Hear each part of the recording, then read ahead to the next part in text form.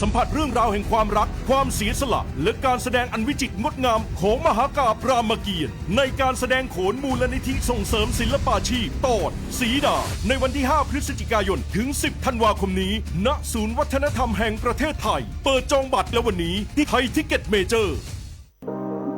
ร่วมเป็นเจ้าภาพงานระดับโลกจัดขึ้นในประเทศไทยการประชุมสภาผู้ว่าการกองทุนการเงินระหว่างประเทศและกลุ่มธนาคารโลก 12-18 ตุลาคม ณ ศูนย์การประชุมแห่งชาติสิริกิติ์ด้วยแนวคิดโลกทัศน์ใหม่ของไทยเพิ่มศักยภาพคนสร้างภูมิคุ้มกันในโลกที่ท้าทายมาร่วมเป็นส่วนหนึ่งของการประชุมครั้งประวัติศาสตร์เพื่อปรับตัวสู่อนาคตร่วมกันอย่างมั่นคง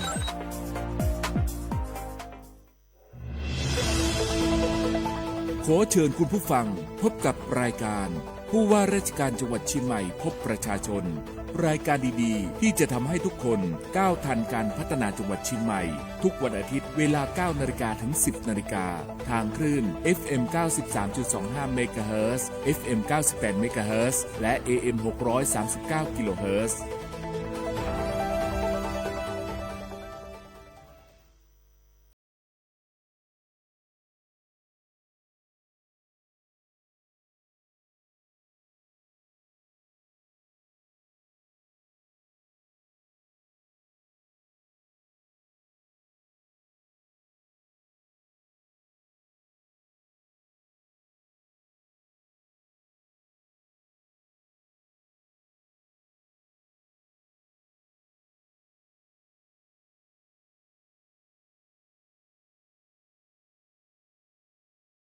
รายการผู้ว่าราชการจังหวัดเชียงใหม่พบประชาชนเจ้าต่างสถานีวิทยุกระจายเสียงแห่งประเทศไทยจังหวัดเชียงใหม่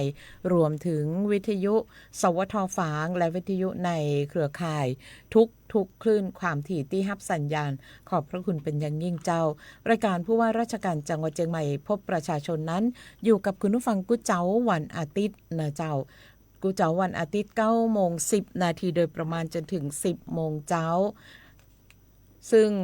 ขอบคุณสำนักงานประชาสัมพันธ์จังหวัดเชียงใหม่เจ้าที่ได้ซัพพอร์ตข้อมูลนะเจ้าในการที่จะนำเสนอในรายการผู้ว่าราชการจังหวัดเชียงใหม่พบประชาชนนะเจ้าน้องเก่งวีระอนงดวงทิพย์ทำหน้าที่ดำเนินรายการอยู่กับคุณผู้ฟังเจ้าวันนี้เดิมเนี่ยท่านผู้ว่าราชการจังหวัดเชียงใหม่นายรัฐพลนราธิศรท่านก็จะได้มาออกอากาศโดยการเหมือนเดิมนั่นแหละแต่ว่าบังเอิญว่ามีภารกิจด่วนนะเจ้าก็ได้มีการปรับเปลี่ยนกันตะคืนนี้นะเจ้าเนาะวันนี้รายการผู้ว่าราชการจังหวัดเชียงใหม่พบประชาชนนะเจ้าเราจะได้อยู่กับท่านรองผู้ว่าราชการจังหวัดเชียงใหม่นายบุญลือธรรมธรานุรักษ์รองผู้ว่าราชการจังหวัดเชียงใหม่นะเจ้าซึ่งท่านก็จะได้มาอู้จักกับเราหลายๆเรื่องคุณผู้ฟังบอกว่าจะเป็นเรื่องของการป้องกันและบรรเทาสาธารณภัยเชียงใหม่กิจกรรมท่องเที่ยวเชียงใหม่นะเจ้าเรื่องของการท่องเที่ยวที่เป็นมิตรต่อนักท่องเที่ยวนะเจ้าแล้วก็ขั้นตอนหลังจากการตรวจประเมินเมืองมรดกโลกของเชียงใหม่เป็นจะได้นะเจ้าวันนี้ได้เล่าสู่กันฟังรวมถึงเรื่องของโครงการเศรษฐกิจชุมชนจังหวัดเชียงใหม่ในเรื่องของเงินกู้ทุนหมุนเวียนปลอดดอกเบี้ยนะเจ้าแล้วก็จะมีเล่าเรื่องนะเจ้าที่เชียงใหม่เฮาเนาะได้จัดส่งกำลังพลสมาชิกอสช่วยเหลือผู้ประสบอุทกภัยในพื้นที่อำเภอปัวจังหวัดน่านเจ้าตอนนี้ท่านรองผู้ว่าราชการจังหวัดเชียงใหม่นายบุญลือธรรมธรานุรักษ์ท่านได้อยู่กับเราแล้วสวัสดีเจ้าครับสวัสดีครับท่านผู้ฟังที่เคารพทุกท่านครับค่ะวันนี้ท่านรองได้มาคุยกับคุณผู้ฟังในรายการผู้ว่าราชการจังหวัดเชียงใหม่พบประชาชนนะคะเมื่อได้มาคุยกันแล้วค่ะท่านรองวันนี้เราจะได้คุยกันหลายๆเรื่องนะคะอย่างที่ได้เกริ่นกับคุณผู้ฟังกันไปไม่ว่าจะเป็นเรื่องการป้องกันบรรเทาสาธารณภัยเชียงใหม่เรื่องของกิจกรรมท่องเที่ยวเรื่องของเล่าสู่กันฟังในเรื่องของการท่องเที่ยวที่เป็นมิตรต่อนักท่องเที่ยวคืออะไรนะคะเรื่องของการตรวจประเมินเชียงใหม่เมืองมรดกโลก นะคะเศรษฐกิจชุมชนเชียงใหม่ในเรื่องของเงินกู้ทุนหมุนเวียนปลอดดอกเบี้ยแล้วก็เรื่องที่เราได้ส่งเจ้าหน้าที่อสกำลังพลอสของเราไปช่วยผู้ประสบภัยในพื้นที่อำเภอปัวจังหวัดน่านนะคะเราจะเริ่มกันก่อนค่ะท่านรองในเรื่องของการป้องกันและบรรเทาสาธารณภัยจังหวัดเชียงใหม่นะคะวันนี้ท่านรองจะมีอะไรมาเล่าสู่กันฟังในเรื่องนี้ค่ะครับก็เป็นเรื่องที่พี่น้องประชาชนชาวจังหวัดเชียงใหม่คงยังต้องติดตามนะครับเรื่องของสถานการณ์ฝนและน้ำท่วมนะครับสัปดาห์ที่แล้วที่จังหวัดน่านนะครับพี่น้องประชาชนโดยเฉพาะอย่างยิ่งที่อำเภอปัวก็ได้รับผลกระทบอย่างหนักเลยนะครับในช่วงสัปดาห์นี้นะครับกรมป้องกันและบรรเทาสาธารณภัยหรือปภ.แล้วก็กรมอุตุนิยมวิทยาเนี่ยได้คาดหมายว่าในช่วงระหว่างวันที่22ไปจนถึง26สิงหาคมนี้นะครับยังจะคงมีฝนฟ้าคะนองฝนตกอย่างต่อเนื่องนะครับก็ขอให้พี่น้องประชาชนชาวจังหวัดเชียงใหม่ได้ติดตามข้อมูลข่าวสารจากทางราชการอย่างใกล้ชิดสาเหตุเนี่ยเกิดจากร่องมรสุมนะครับจะเลื่อนขึ้นไปพาดผ่านประเทศพม่าและก็ลาวตอนบนแล้วก็เข้าสู่หย่อมความกดอากาศต่ำบริเวณเวียดนามตอนบนซึ่งตรงนี้จะทำให้มีฝนตกหนักแล้วก็มีฝนตกต่อเนื่องซึ่งอาจจะเกิดน้ำป่าไหลหลากน้ำท่วมฉับพลันดินโคลนถล่มอะไรแบบนี้นะครับแบบที่เราเคยเจอก็สิ่งที่อยากจะฝากก็คือในขณะนี้ท่านผู้ว่าการจังหวัดเชียงใหม่นะครับท่านรัฐพล นราธิศรได้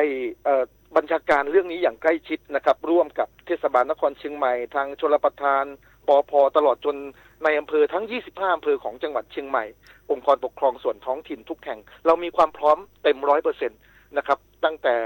ก่อนเรามีการเตรียมความพร้อมเรื่องบุคลากรเครื่องไม้เครื่องมือเรื่องของการดูแลสิ่งกีดขวางทางน้ำต่างๆอันนี้เราทำกันต่อเนื่องมานานละนะครับทีนี้ในช่วงเผชิญเหตุถ้าหากว่ามีเหตุการณ์เกิดฝนตกหนักต่อเนื่องอันนี้เป็นสิ่งที่พี่น้องประชาชนจะต้องติดตามแล้วก็ปฏิบัติตัวตามคำแนะนำของทางราชการเช่นเขาบอกว่าถ้าอพยพท่านต้องฟังนะครับก็คือต้องอพยพทันทีนะครับในระหว่างนี้พื้นที่ไหนที่เป็นพื้นที่เสี่ยงพอใกล้วันถ้ามีฝนตกหนักเนี่ยเราจะรู้แล้วเราจะบอกเราจะคล้ายๆชี้เป้าให้เลยว่าอำเภอนี้ตำบลนี้หมู่บ้านนี้ต้องอพยพนะเพราะว่าฝนตกหนักติดต่อกันเกิน100-200มิลลิเมตรต่อเนื่องมา12ชั่วโมงแล้วอะไรอย่างเงี้ยดังนั้นในระหว่างนี้พี่น้องประชาชนจะต้องเตรียมความพร้อมหยุกยากระเป๋าอะไรอย่างเงี้ยถ้าบอกว่าอพยพท่านไปเลยครับท่านต้องเชื่อคำเตือนของราชการเพราะว่าถ้าหากว่าเราไม่เชื่อเนี่ยผลกระทบที่จะตามมาก็คือเวลาที่เกิดเหตุการณ์นั้นแล้วเนี่ยการช่วยเหลือจะเป็นไปด้วยความยากลำบากนะครับอันนี้ก็คือสิ่งที่อยากจะฝากในส่วนของเทศบาลนครเชียงใหม่เนี่ยท่านจะสังเกตเห็นว่าเวลามีฝนตกนะครับในเขตเทศบาลนครเชียงใหม่เนี่ยก็จะมีเจ้าหน้าที่ที่ใส่เสื้อกันฝนสีเขียวๆนะครับเขาจะออกไปตามจุดต่างๆเพื่อดูว่ามีน้ำท่วมขังตรงไหนไหมตันตรงไหนอะไรเงี้ยก็ไปทะลวงท่อทะลวงอะไรเพื่อให้น้ำระบายได้ดีชลประทานเขาเฝ้าระวังเรื่องการพร่องน้ำในอ่างเก็บน้ำต่างๆคิดว่าในส่วนนี้ทางจังหวัดเชียงใหม่โดยทุกภาคส่วนมีความพร้อมขออย่างเดียวครับพี่น้องประชาชนให้ความร่วมมือติดตามข้อมูลข่าวสารและปฏิบัติตามคำแนะนำของทางราชการครับค่ะนะคะนั่นก็คือเตรียมความพร้อม พี่น้องประชาชนเนี่ยก็มั่นใจได้ว่าทุกส่วนฝ่ายเนี่ยทางด้านของจังหวัดเราก็มีการสั่งการนะคะได้มีการเตรียมความพร้อมกันในทุกส่วนฝ่ายที่จะดูแลพี่น้องประชาชนที่คาดว่าจะต้องอยู่ในพื้นที่เสี่ยงพื้นที่น้ำท่วมขังซ้ำซากหรือว่าอาจจะเป็นพื้นที่ที่มักจะเกิดดินโคลนถล่มสไลด์เราก็จะไปดูแลกันอย่างทั่วถึงแน่นอนนะคะใช่ครับใช่ครับผมขออนุญาตต่อเนื่องจากเรื่องการเตรียมความพร้อมรับมือกับน้ำท่วมหรือน้ำป่าไหลหลากเนี่ยเราได้ส่งกำลังสมาชิกกองอาสารักษาดินแดนหรือที่เราเรียกย่อๆว่าพี่น้องอสเนี่ยนะครับ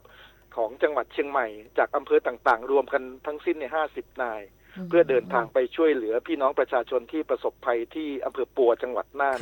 นะครับโดยได้ไปช่วยฟื้นฟูบูรณะหลังจากที่น้ำลดแล้วเนี่ยนะครับก็จะมี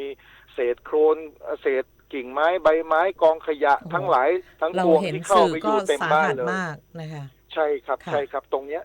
พี่น้องอสเราก็ได้ทำงานช่วยเหลือพี่น้องประชาชนที่อำเภอปัวกันอย่างเข้มแข็งเลยครับได้รับคำชื่นชมจากพี่น้องประชาชนอย่างมากเลยครับว่าได้สามารถที่จะช่วยบรรเทาความเดือดร้อนเพราะไม่เช่นนั้นแล้วเนี่ย กว่าที่จะเคลียร์บ้านเสร็จกว่าที่จะเคลียร์ดินโคลนต่างๆเนี่ยถ้าหากว่าให้ชาวบ้านช่วยกันเองนี่คงต้องใช้เวลาอีกนานเลยครับใช่ค่ะนะคะเพราะว่ากำลังของชาวบ้านแต่ละคนก็คงจะเอาไม่อยู่เอาไม่ไหวแน่นอนนะคะเพราะว่าเราเห็นดินโคลนเนี่ยที่มาเกาะอยู่ในพื้นที่บริเวณบ้านของพี่น้องประชาชนเนี่ยโอ้โหท่านรองครับมันหนามากแล้วก็ใจเขาใจเราเลยนะครับเราคงต้องส่งกำลังใจไปให้พี่น้องประชาชนที่จังหวัดน่านกันนะครับใช่ค่ะนะคะทุกคนก็คงจะส่งตอนนี้พี่น้องประชาชนคนเชียงใหม่หลายท่านหลายคนก็เริ่มส่งกำลังใจบ้างส่งสิ่งของบ้างเพื่อที่จะให้ไปถึงพี่น้องทางจังหวัดน่านนะคะอย่างน้อยเราก็เป็นส่วนหนึ่งเล็กๆนะคะที่จะได้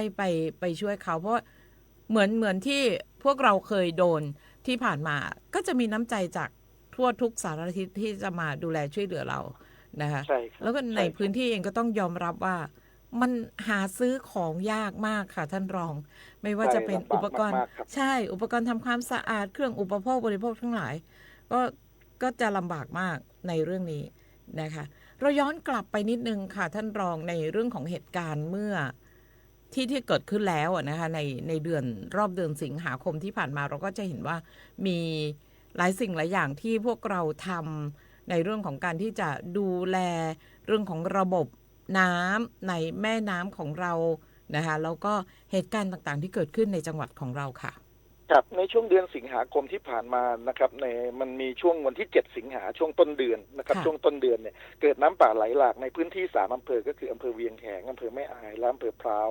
นะครับมีพี่น้องประชาชนได้รับผลกระทบมีน้ำล้นเข้าท่วมครัวเรือนนะครับ180ครัวเรือนรวม3อำเภอเนี่ยนะครับขณะนี้สถานการณ์คลี่คลายแล้วครับไม่มีผู้ได้รับบาดเจ็บหรือเสียชีวิตเลยแม้แต่คนเดียวนะครับท่านผู้ว่าการจังหวัดได้บัญชาการนะครับแล้วก็ติดตามในอำเภอในพื้นที่ก็ได้ระดมนะครับทรัพยากรทั้งบุคลากรของอสของท้องถิ่นของภาคส่วนต่างๆนะครับได้ระดมเข้าไปดูแลพี่น้องประชาชนในเรื่องของการฟื้นฟูนะครับบ้านเรือนต่างๆที่ได้รับผลกระทบนะครับรวมทั้งการให้ความช่วยเหลือเรื่องถุงยางชีพเรื่องยารักษาโรคนะครับก็ผ่านไปด้วยความเรียบร้อยนะครับผ่านไปด้วยความเรียบร้อยก็ต้องขอบคุณท่านนายอำเภอทั้ง3อำเภอตลอดจนพี่น้ององค์กรปกครองส่วนท้องถิ่นกำนันผู้ใหญ่บ้านนะครับและก็อาสาสมัครที่เกี่ยวข้องด้วยในช่วงวันที่8สิงหาคมนะครับทางชลประทานเชียงใหม่ก็เร่งพร่องน้ำแม่ปิงผ่านประตูท่าวังตาลแล้วก็ควบคุมระดับน้ำล่วงหน้าเพื่อที่จะรับมือกับมวลน้ำที่จะเกิดขึ้นใหม่ถ้ากรณีที่มีฝนตกลงมานะครับวันที่12สิงหาเนี่ยเกิดน้ำท่วมที่อำเภอพร้าวเนื่องจากฝนตกหนักต่อเนื่องนะครับตรงนี้ไม่มีพี่น้องประชาชนได้รับผลกระทบนะครับแล้วก็วันที่14สิงหาคมที่ผ่านมาเทศบาลนครเชียงใหม่ก็ติดตั้งเครื่องสูบน้ำเพิ่มเติมในจุดเสี่ยงต่างๆในเขตเทศบาลนครเชียงใหม่ก็จะเห็นได้ว่าในส่วนของการเตรียมความพร้อมรับมือของเราทุกภาคส่วนมีความพร้อมเต็มที่ทีเดียวครับค่ะนะคะก็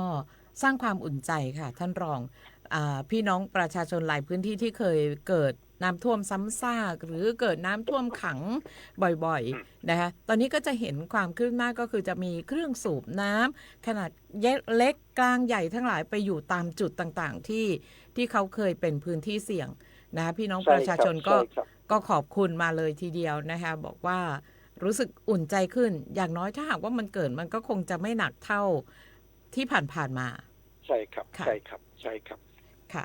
นะคะเรายังคงมีเรื่องที่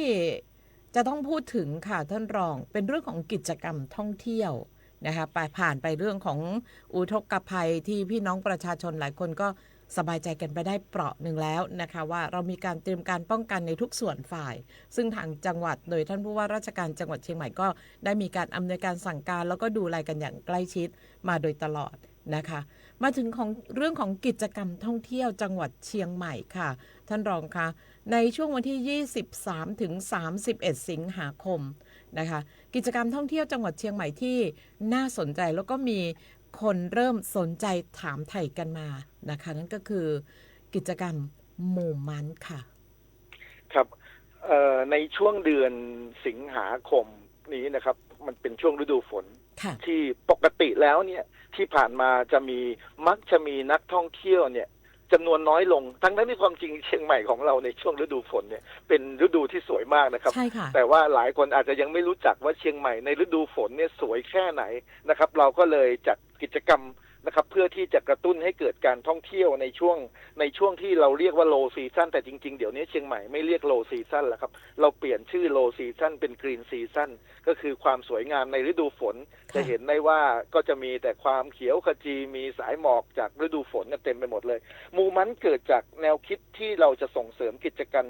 รรมท่องเที่ยวในเชิงศรัทธานะครับซึ่งเมื่อวันที่17สิงหาคมที่ผ่านมาท่านผู้ว่าการจังหวัดเชียงใหม่ได้กรุณาเป็นประธานในการแถลงข่าวภายใต้แนวคิดเรื่องไหว้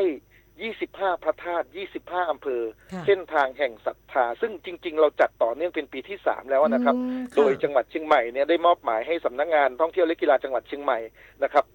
ทำ3กิจกรรมหลักครับในเดือนนี้นะครับกิจกรรมที่1ก็คือเราจะทำสมุดที่เรียกว่ามูพาสปอร์ตจำนวน 1,000 เล่มและเหรียญวัตถุมงคลเหรียญโชคดีเนี่ยนะครับสำหรับผู้สะสมตราประทับครบตามเกณฑ์ซึ่งจะแจกจ่ายในช่วงระหว่าง1 ถึง 30 กันยายนที่จะถึงนี้นะครับส่วนตราประทับเนี่ยประทับได้ถึง31ธันวา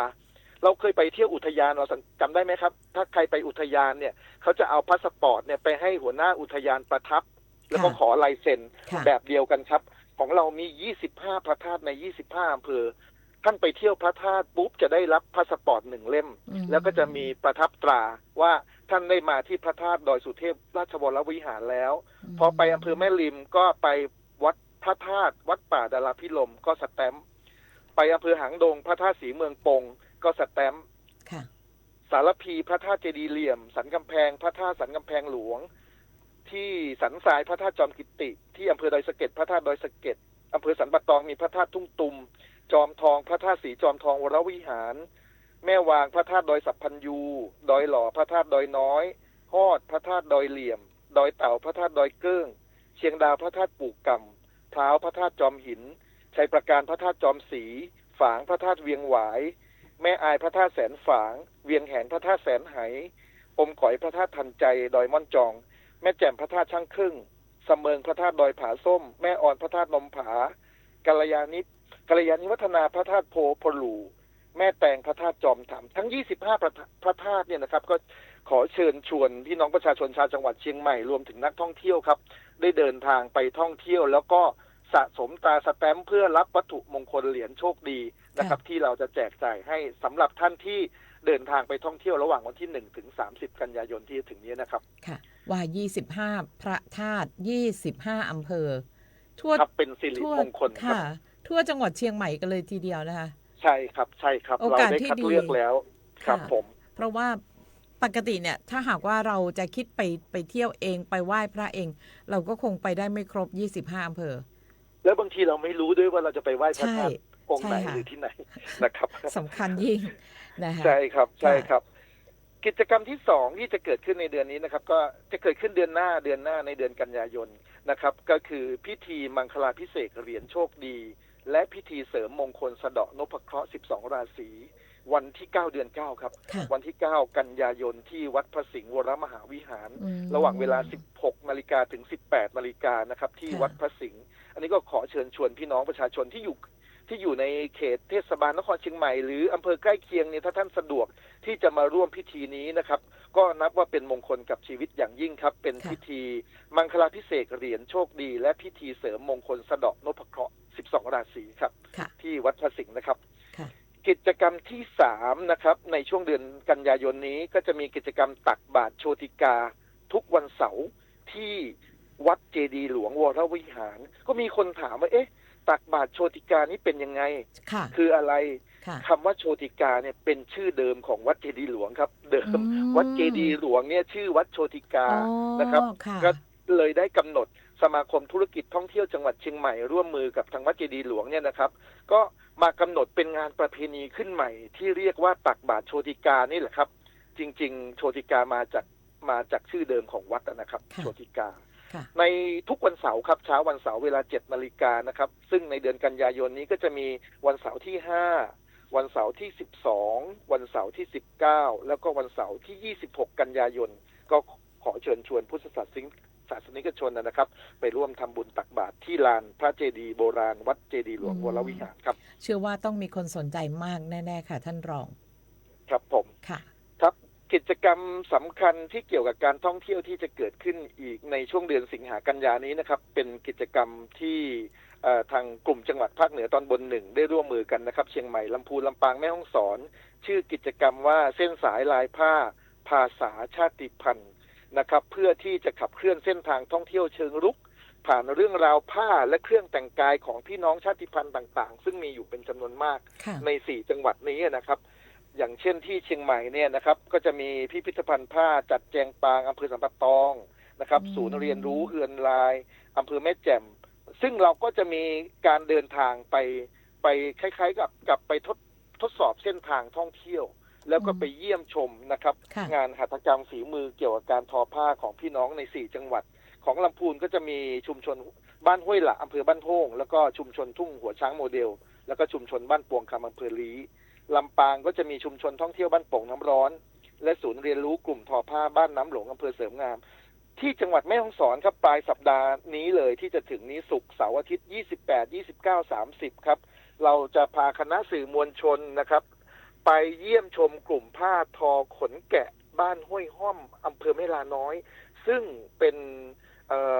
กลุ่มทอผ้าที่สมเด็จพระนางเจ้าสิริกิติ์พระบรมราชินีนาถพระบรมราชชนนีพันปีหลวงพระองค์ท่านทรงส่งเสริมให้ชาวบ้านเลี้ยงแกะนะครับแล้วก็นำขนแกะมาทอเป็นเสื้อผ้าคลุมไหล่เพื่อสร้างรายได้ให้กับพี่น้องประชาชนจนถึงทุกวันนี้แล้วพี่น้องประชาชนก็มีคุณภาพชีวิตที่ดีขึ้นนะครับตรงนี้ก็จะเป็นกิจกรรมสำคัญที่จะเชื่อมโยงการท่องเที่ยวทั้ง4จังหวัดโดยเน้นไปที่งานหัตถกรรมผ้านะครับเป็นผ้าทอเป็นหลักนะครับกิจกรรมที่3ที่จะเกิดขึ้นในเดือนนี้เป็นกิจกรรมการท่องเที่ยวที่ส่งเสริมเรื่องเส้นทางชากาแฟ Bean to Cup Lift to Cup โดยสำนักงานการท่องเที่ยวและกีฬาจังหวัดเชียงใหม่ร่วมกับ4มหาวิทยาลัยในพื้นที่นะครับจะลงพื้นที่ขับเคลื่อนการท่องเที่ยวเชิงเกษตรสร้างสรรค์เราตั้งชื่อกิจกรรมว่าจากไร่สู่ถ้วยใน4ชุมชนนะครับเพื่อสร้างจุดขายและประสบการณ์ Storytelling เนี่ยดึงดูดนักท่องเที่ยวที่เป็นนักชิมนะครับนักชิมชากาแฟโดยของวันที่3สิงหาเมื่อต้นเดือนที่ผ่านมาก็ได้เดินทางไปที่ชุมชนบ้านแม่ตอนหลวงตำบลเทพเสด็จอำเภอดอยสะเก็ดร่วมกับมหาวิทยาลัยเทคโนโลยีราชมงคลล้านนาอันนี้เราไปมาแล้วก็โหได้ชิมชากาแฟที่รสชาติเป็นอัตลักษณ์แล้วก็ดอยสะเก็ดเทพเสด็จเนี่ยกาแฟได้รับเป็นสิ่งบ่งชี้ทางภูมิศาสตร์ด้วยได้รับตราสัญลักษณ์ GI จากกรมทรัพย์สินทางปัญญาด้วยนะครับ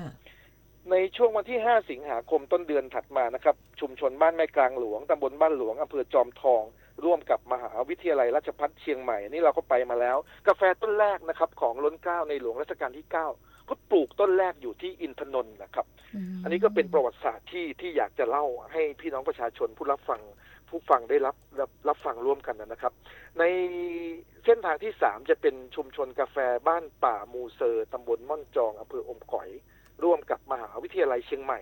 เราไปมาเมื่อวันที่18-19 สิงหาคมที่ผ่านมาก็พบว่ากาแฟที่อมก๋อยก็เป็นกาแฟที่มีอัตลักษณ์แล้วก็รสชาติดีมากนะครับมี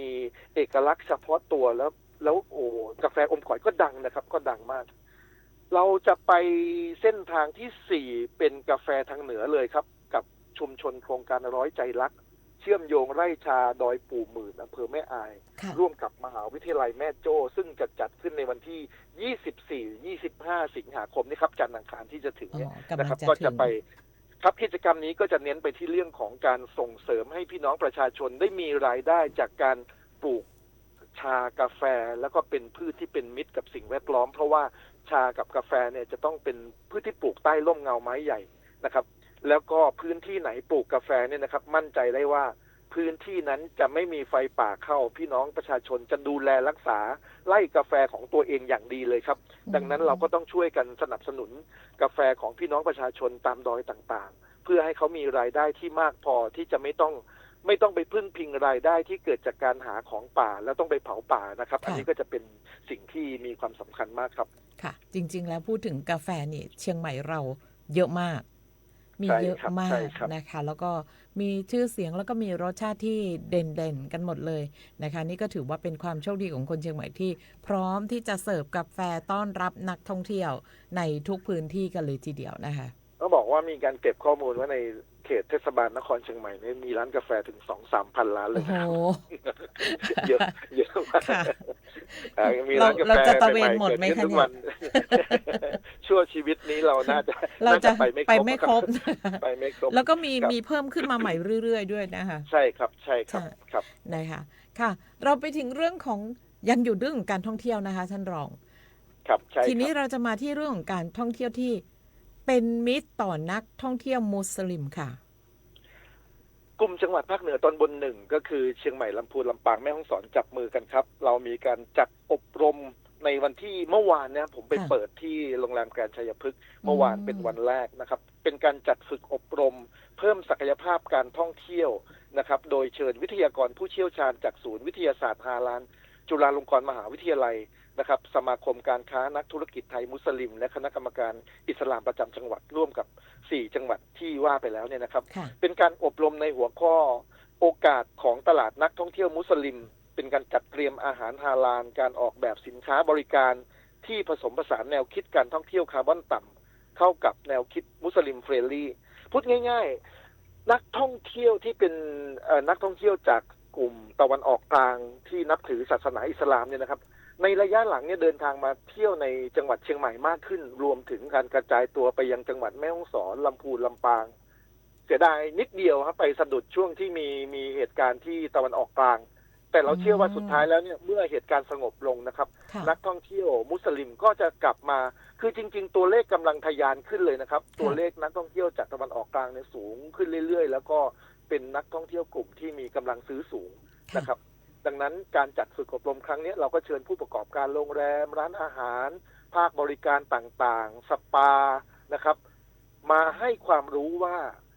การจะดูแลนักท่องเที่ยวชาวมุสลิมเนี่ยนะครับ เราจะต้องมีอะไรบ้างที่เราต้องเรียนรู้ มีอะไรบ้างที่เราต้องเข้าใจ ค่ะ แล้วมีอะไรบ้างที่เราต้องให้ความเคารพในความแตกต่างเรื่องของศาสนา ค่ะ ตรงเนี้ยเราจะได้สามารถดูแลได้อย่างเป็นมิตร แล้วก็สร้างความประทับใจให้กับนักท่องเที่ยวที่เป็นมุสลิมที่จะเดินทางมาท่องเที่ยวในจังหวัดเชียงใหม่ของเรารวมไปถึงอีก3จังหวัดที่เป็นเพื่อนเราเนี่ยนะครับ ไม่ว่า ค่ะ จะเป็นแม่ฮ่องสอนลำพูนแล้วก็ลำปางแล้วอบรมแบบติวเข้มเลยครับ ซึ่งเมื่อวานผมได้มีโอกาสเดินคุยกับผู้ประกอบการที่เข้ารับการฝึกอบรม ทุกคนก็ดีใจมากแล้วบอกว่าเป็นกิจกรรมที่ดีมาก ค่ะ มันทำให้เขาสามารถที่จะ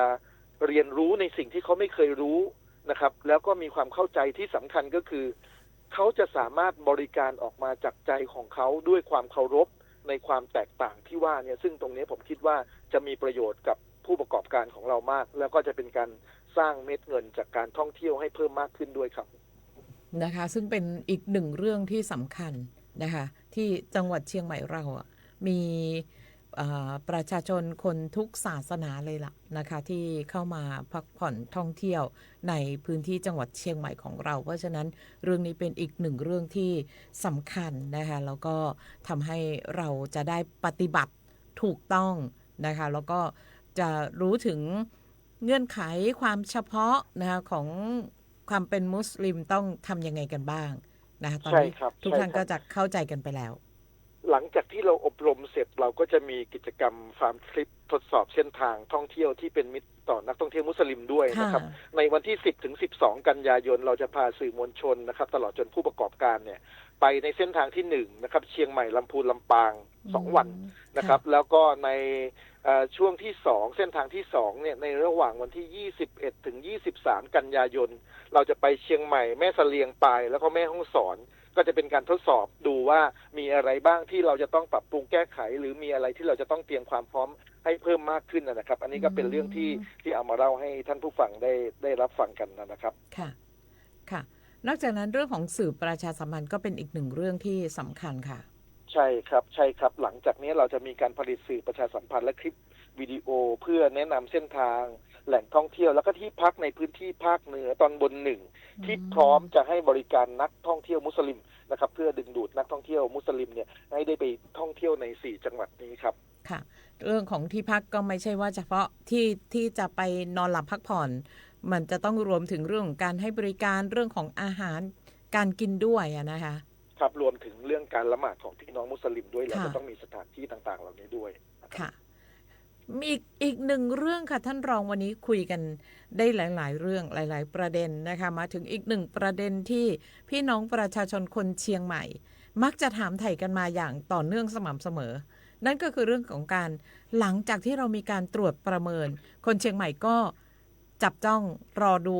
รอลุ้นกันนะคะว่าหลังจากที่ตรวจประเมินมรดกโลกเชียงใหม่แล้วเนี่ยโดยสรุปค่ะท่านรองพอจะสรุปให้พี่น้องประชาชนได้รับทราบกันได้ไหมคะว่าหลังจากที่มีการประเมินแล้วเป็นยังไงบ้างครับจำได้ว่าเมื่อสัปดาห์ที่แล้วท่านผู้ว่าการจังหวัดเชียงใหม่ท่านรัฐพล นราดิศรก็ได้กรุณานำมาสรุปเล่าไปครั้งหนึ่งแล้วแต่เห็นว่าเป็นเรื่องที่ยังอยู่ในความสนใจของพี่น้องประชาชนอยู่นะครับก็ติดตามลุ้นกันอยู่ว่าตกลงประเมินไปแล้วจะยังไงต่อใช่ครับใช่ก็เรียนแบบนี้ครับว่าในขณะนี้นะครับหลังจากที่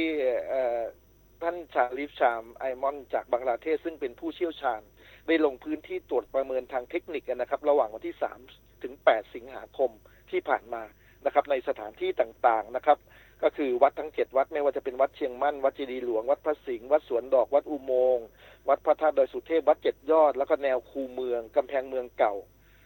เรียนท่านผู้ฟังว่าผลการตรวจภาพรวมเนี่ยเป็นไปด้วยดีนะครับไม่พบประเด็นที่น่ากังวลอะไรที่เป็นเรื่องสำคัญเลยทีนี้ขั้นตอนต่อไปหลังจากตรวจประเมินแล้วเนี่ยนะครับท่านผู้เชี่ยวชาญก็จะนำข้อมูลจากการลงพื้นที่เนี่ยไปจัดทำรายงานเสนอต่อนายทะเบียนและคณะกรรมการมรดกโลกละคือผู้เชี่ยวชาญที่เดินทางมาเขาไม่ได้เป็นคนตัดสินครับเขาเพียงแต่เป็นคนมาดูหน้างานใช่เก็บข้อมูลดูหน้างานแล้วเขาเนี่ยจะต้องทำหน้าที่ไปเป็นปากเป็นเสียงแทนคนเชียงใหม่นะครับจะต้องไปบรีฟต่อคณะกรรมการมรดกโลกพูดง่ายๆนะครับซึ่งจะดำเนินการในเขาจะทำรายงานในช่วงเดือนพฤศจิกายนถึงธันวาคมปลายปีนี้นะครับทีนี้ในระหว่างการจัดทำรายงานเนี่ยเขาอาจจะส่งข้อซักถามหรือข้อห่วงใยอะไรก็แล้วแต่ที่เขาอาจจะมีกลับมายังฝ่ายเรานะครับเพื่อขอให้เราชี้แจงแล้วก็ปรับปรุงข้อมูลเพิ่มเติมซึ่งคาดว่าอาจจะทำกัน2 รอบก็คือรอบแรกเพิ่มเติมข้อมูลในเดือนตุลาคมที่จะถึงนี้แล้วก็รอบที่2เนี่ยถ้าจะมีข้อมูลที่จะต้องส่งไปเพิ่มเติมก็จะต้องเพิ่มเติมในช่วงเดือนพฤศจิกาธันวาคือช่วงปลายปี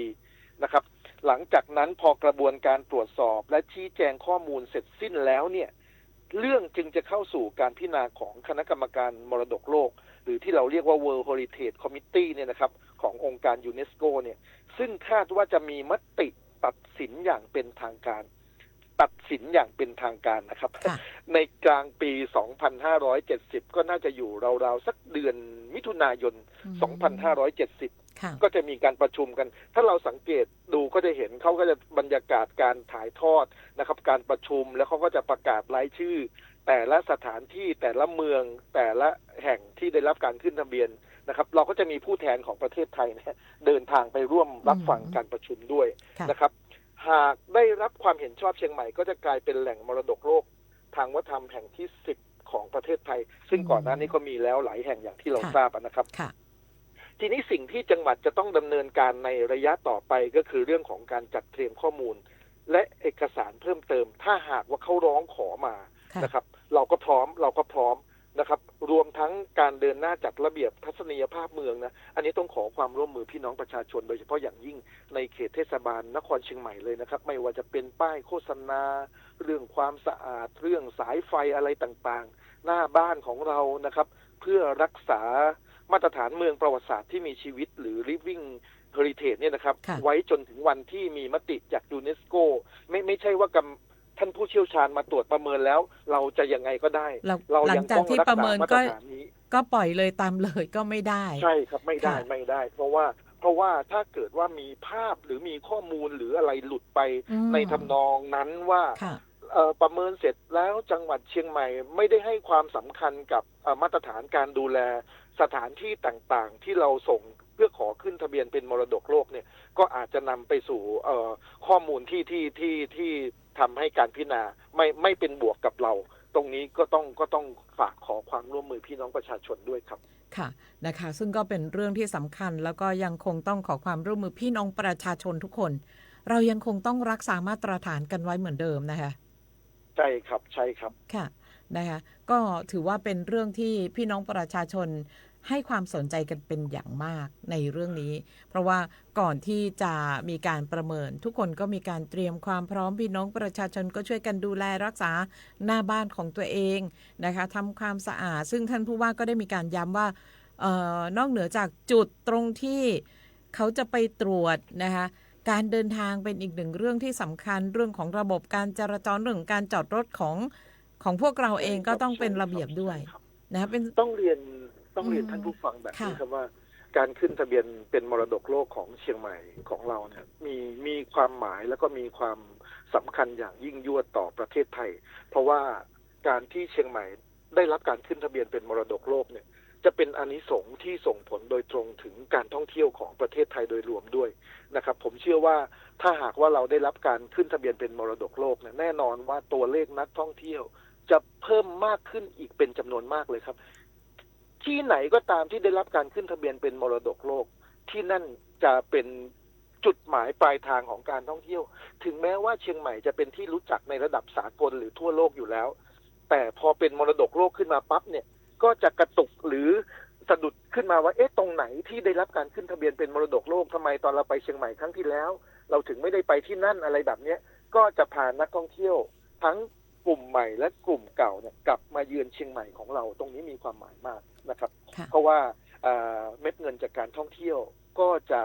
เขาเรียกว่าก็จะกระจายไปสู่ภาคเกษตรกรรมภาคการท่องเที่ยวภาคบริการทุกภาคของเราจะมีอานิสงส์จะมีส่วนที่ได้รับผลประโยชน์จากตรงนั้นด้วยครับในช่วงนี้ท่านเรามีอะไรที่จะฝากถึงพี่น้องประชาชนคนเชียงใหม่รวมถึงคุณผู้ฟังที่กำลังติดตามรับฟังรายการผู้ว่าราชการจังหวัดเชียงใหม่พบประชาชนในวันนี้ค่ะประเด็นสุดท้ายที่อยากจะฝากมีเรื่องหนึ่งครับซึ่งเห็นว่ามีความสำคัญแล้วก็เป็นสิ่งที่อาจจะช่วยให้พี่น้องประชาชนผู้ประกอบการกลุ่มวิสาหกิจชุมชนกลุ่มอาชีพกลุ่มโอท็อปนะครับได้เข้าถึงแหล่งเงินทุนจังหวัดเชียงใหม่มีโครงการเศรษฐกิจชุมชนเรามีเงินอยู่ประมาณสัก100 ล้านตัวเลขกลมๆนะครับเพื่อที่จะกระตุ้นเศรษฐกิจฐานรากโดยเฉพาะ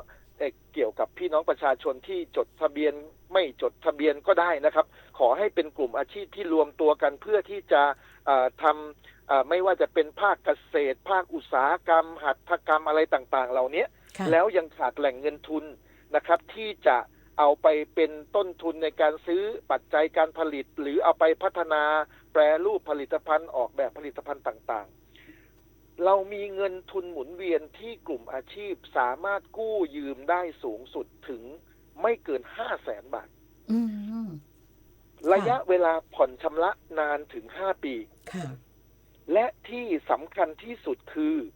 เป็นเงินกู้ปลอดดอกเบี้ยคือไม่มีดอกเบี้ยเลยแม้แต่บาทเดียวเป็นการช่วยเหลือจริงๆนะคะใช่ครับสนใจรายละเอียดนะครับกลุ่มอาชีพต่างๆกลุ่มวิสาหกิจชุมชนต่างๆกลุ่มโอท็อปขอให้ติดต่อสอบถามข้อมูลเพิ่มเติมได้ที่อบต.เทศบาลตำบลหรือที่ว่าการอำเภอทั้ง25 อำเภอเลยครับค่ะ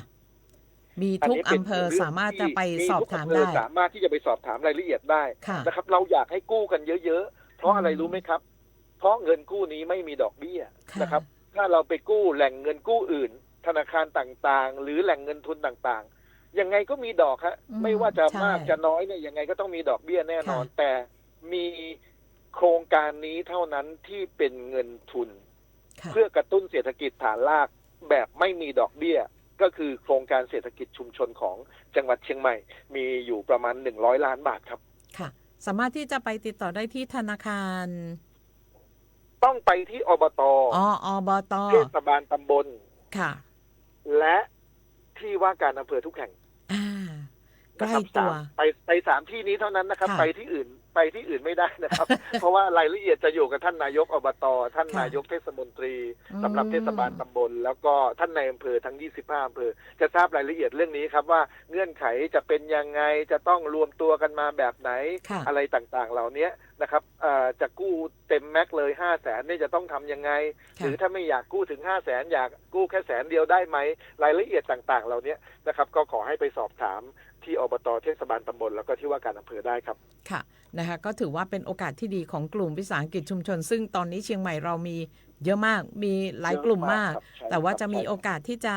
ก้าวหน้าต่อไปมากน้อยแค่ไหนสามารถที่จะต่อยอดกันได้มากน้อยแค่ไหน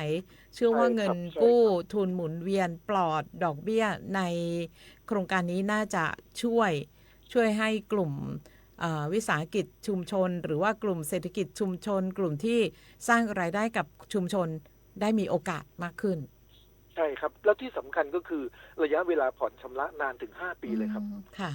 นะคะ5 ปีเลยครับ5 ปีโดยที่ปลอดดอกเบี้ยด้วยนะไม่มีดอกเบี้ยเลยครับไม่มีดอกเบี้ยท่านจะไม่มีแรงกดดันเรื่องดอกเบี้ยเลยครับผ่อนแบบสบายๆเลยครับอาจจะปีละครั้งก็ได้ครับปีละงวดเช่นสมมุติว่ากู้มา500,000เนี่ยกำหนดส่งเงิน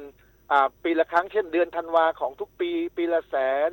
นแบบนี้ท่านจะสบายใจมากเพราะว่าท่านจะไม่เครียดเรื่องดอกเบี้ยนะคะนี่คือโอกาสที่ดีของคนเชียงใหม่ค่ะคุณผู้ฟังคะมาถึงช่วงท้ายๆของรายการกันแล้วท่านรองมีอะไรที่จะฝากถึงคุณผู้ฟังกันบ้างโดยเฉพาะตอนนี้หลายคนกำลังจ่อติดตามเรื่องของพายุโซนร้อนนารากันอยู่ค่ะท่านรองเรื่องเดียวเลยครับที่อยากจะฝากพี่น้องประชาชนก็คือเรื่องนี้แหละครับขอให้เฝ้าติดตามข้อมูลข่าวสารที่เชื่อถือได้ก็คือจากทางราชการนะครับแล้วก็ปฏิบัติตัวตามคำแนะนำของทางราชการไม่ว่าจะเป็นอบต.เป็นอำเภอเป็นเทศบาลหรือแม้แต่ทางจังหวัดเองที่จะให้ข้อมูลข่าวสารสวท.เชียงใหม่นะครับต่างๆเหล่านี้ช่องทางที่เป็นช่องทางของทางราชการเพราะว่าข้อมูลจะมีความน่าเชื่อถือเสร็จแล้วก็ขอให้ปฏิบัติตามคำแนะนำของเรานะครับและขอให้มั่นใจว่าท่านผู้ว่าการจังหวัดเชียงใหม่ท่านรัฐพล นราดีศรนะครับทางองค์การบริหารส่วนจังหวัดเชียงใหม่เทศบาลนครเชียงใหม่เทศบาลเมืองเทศบาลตำบลและอบต.ทุกแห่งตลอดจนท่านในอำเภอทั้ง25อำเภอเนี่ยมีความพร้อมนะครับที่จะรับมือกับเหตุการณ์ที่จะเกิดขึ้นเหตุการณ์ที่จะได้รับผลกระทบจากภาวะฝนตกหนักต่อเนื่องอะไรต่างๆเหล่านี้แต่ว่าก็ต้องได้รับความร่วมมือจากพี่น้องประชาชนท่านผู้ฟังด้วยนะครับค่ะวันนี้ขอบพระคุณท่านรองผู้ว่าราชการจังหวัดเชียงใหม่มากๆนะคะที่ได้มานำเสนอเรื่องราวต่างๆให้พี่น้องประชาชนคนเชียงใหม่ได้รับทราบได้รับฟังกันผ่านรายการผู้ว่าราชการจังหวัดเชียงใหม่พบประชาชนขอบพระคุณค่ะครับสวัสดีครับสวัสดีท่านผู้ฟังครับค่ะสวัสดีค่ะนะคะและนั่นก็คือท่านรองผู้ว่าราชการจังหวัดเชียงใหม่เจ้านายบุญลือธรรมธรานุรักษ์นะเจ้าซึ่งท่านก็ได้มาอู้กับเฮาหลายๆเรื่องบอกว่าจะเป็นเรื่องการป้องกันและบรรเทาสาธารณภัยจังหวัดเชียงใหม่นะเจ้าเรื่องของกิจกรรมท่องเที่ยวจังหวัดเชียงใหม่เนาะจนถึงสิ้นเดือนกันสิงหาคมต่อเนื่องถึงกันยายนมีกิจกรรมการท่องเที่ยวที่เชียงใหม่เฮาหลากหลายนะเจ้ารวมถึงมาสรุปเพื่อเราฟังกันแถมเตือนเรื่องในเรื่องของการประเมินนะเจ้าหลังจากที่มีการประเมินเมืองมรดกโลกของเชียงใหม่แล้วนะเจ้าเรายังคงต้องจะใดกันต่อนะเจ้าขั้นตอนของการประเมินหลังจากนี้หรือว่าก่อนหน้านี้เป็นจะใดนะเจ้าเรื่องของโครงการเศรษฐกิจชุมชนจังหวัดเชียงใหม่นะเจ้าที่เปิ้ลได้มีเงินกู้ทุนหมุนเวียนปลอดดอกเบี้ยสำหรับพี่น้องประชาชนกลุ่มวิสาหกิจชุมชนนะเจ้าในทุกๆด้านก็สามารถติดต่อได้ที่เทศบาลอำเภอนะเจ้าอบต.นะเจ้าหรือว่าจะเป็นที่นายอำเภอนะเจ้าที่ว่าการอำเภอของท่านทั้ง25อำเภอนะเจ้าแล้วก็การรวมพลังนะเจ้าส่งกำลังใจถึงพี่น้องจังหวัดน่านนะเจ้าที่ตอนนี้ที่อยู่ในช่วงของการฟื้นฟูกันอยู่เนาะก็เป็นเรื่องที่คนเชียงใหม่เฮาก็บละบ่ขว้างกันนะเจ้าก็ยังมีการติดตามส่งสิ่งของนะเจ้าสู่พี่น้องจังหวัดน่านกันอย่างต่อเนื่องเจ้าในช่วงนี้เจ้าน้องเก่งส่งตาให้กับคุณผู้ฟังกับการรายงานอากาศจากศูนย์อุตุนิยมวิทยาภาคเหนือกันสักน้อยนะเจ้าซึ่งในช่วงเช้าวันนี้6โมงเช้าวันนี้ศูนย์อุตุนิยมวิทยาภาคเหนือมีการรายงานภาคเหนือมีฝนตกหนักบางแห่งนะเจ้าบางพื้นที่เนื่องจากร่องมรสุมพาดผ่านตอนบนของภาคเหนือแล้วก็ประเทศลาวตอนบนเข้าสู่พายุโซนร้อนนารานะเจ้าบริเวณอ่าวตังเกียประกอบกับมรสุมตะวันตกเฉียงใต้ กำลังค่อนข้างแห้งเจ้าพัดปกคลุมทะเลอันดามันประเทศไทยและอ่าวไทยของฮือประชาชนในบริเวณดังกล่าวนั้นระวังอันตรายจากฝนตกหนักแล้วก็ฝนที่ตกสะสมซึ่งอาจจะทำให้เกิดน้ำท่วมฉับพลันน้ำป่าไหลหลากแล้วก็น้ำล้นตลิ่งโดยเฉพาะพื้นที่ลาดเชิงเขาไกลต่างน้ำไหลผ่านแล้วก็พื้นที่ลุ่มเจ้าสำหรับภาคเหนือตอนบนนะเจ้าคุณผู้ฟังภาคเหนือตอนบนบ้านเฮาวันนี้มีฝนฟ้าคะนองร้อยละ60ของพื้นที่แล้วก็มีฝนตกหนักบางแห่งบริเวณจังหวัดแม่ฮ่องสอนเจียงใหม่เจียงไฮ้พะเยาแล้วก็น่านนะเจ้าดูแลสุขภาพร่างกายเดินทางทุกๆเส้นทางของฮือเพื่อเวลาในการเดินทางวางแผนการเดินทางหากว่าในเส้นทางการเดินทางคุณผู้ฟังนั้นมีฝนตกนะเจ้าก็ขอฮือเพิ่มความระมัดระวังแล้วก็บ่ประมาทเจ้าหมดเวลาสำหรับรายการผู้ว่าราชการจังหวัดเชียงใหม่พบประชาชนกันแล้วขอบพระคุณคุณผู้ฟังทุกท่านทุกคนนะเจ้าที่ติดตามรับฟังรายการนะเจ้าติดตามรับฟังเรื่องราวข่าวสารของทางรายการของเฮาอย่างต่อเนื่องวันอาทิตย์หน้านะเจ้าเฮากะปะกันใหม่ 9:10 นาทีโดยประมาณขอบพระคุณคุณผู้ฟังทุกท่านทุกคนที่ติดตามรับฟังรายการขอบคุณสำนักงานประชาสัมพันธ์จังหวัดเชียงใหม่เจ้าที่ซัพพอร์ตข้อมูลสำหรับการผลิตรายการนะเจ้ารวมถึงทุกคลื่นความถี่วิทยุที่รับสัญญาณรายการรอบรายการผู้ว่าราชการจังหวัดเชียงใหม่พบประชาชนออกอากาศเจ้าวันนี้น้องเก่งวีระอนงดวงทิพย์ทำหน้าที่ดำเนินรายการลาคุณผู้ฟังไปก่อนแล้วปะกันใหม่สัปดาห์หน้าสวัสดีเจ้า